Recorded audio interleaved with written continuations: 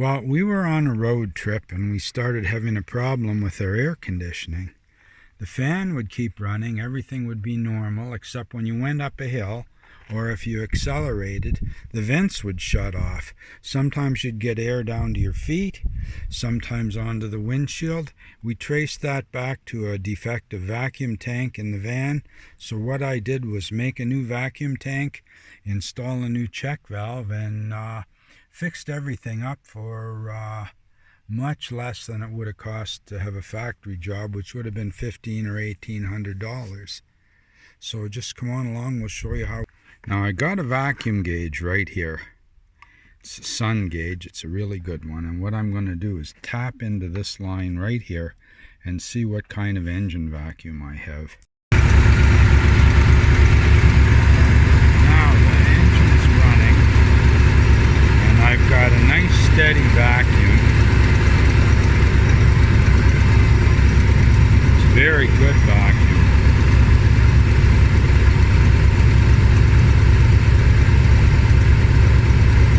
19 inches of vacuum, steady as a rock. Well, I ran a hose up through the firewall here. First I used a piece of wire and I pulled out the vacuum line that came here. Then I pulled the hose up through there and I connected it onto the vacuum line that goes up to the air conditioner control. Now I'm going to build a vacuum chamber and put that up the front inside the van, and we'll have a reservoir to keep some vacuum.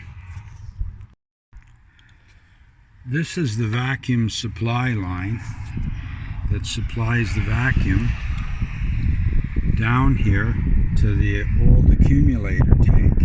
This line is not going to be used anymore.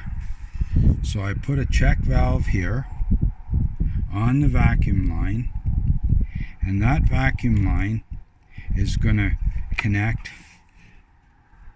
to this line, which I ran through the firewall down to the control, and it's also going to run over to where we're going to put the vacuum tank over here. We're going to build a new vacuum tank. Well, now there's my new vacuum connection. There's the control line, and from here it used to run to the factory tank, which is hidden away way where we don't want to get to. I've run a new line right through the firewall, through the grommet, and it's well done. Well, these are some of the fittings that I needed. I got this connection here. I got two end caps, and this piece of PVC pipe I managed to find. It didn't cost me anything. So what we're going to do, we're going to drill a hole in here, thread this in, probably seal it up a little bit, put the end caps on, and connect that up, and we'll have a brand new vacuum tank under the hood to keep our air conditioning running when you're hammering up a hill. There's the fitting we're going to use, and here's the pipe. We're just going to drill a hole in the end of the pipe to take the fitting.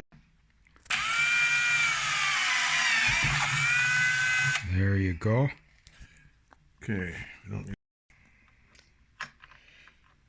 see if we can get this started.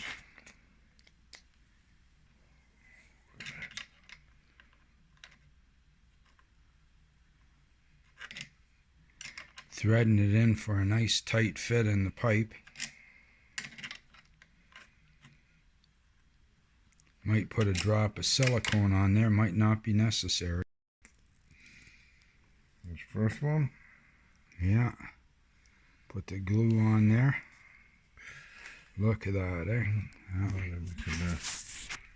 Rag. The second cap goes on now, same as the first. And there you got it, a custom-made auxiliary vacuum tank for my Ford van. Well, now I'm going to use some cable ties to fasten the new vacuum chamber inside the van. It's going to fit right down here beside the rad, and there's a couple of places I can tie it in.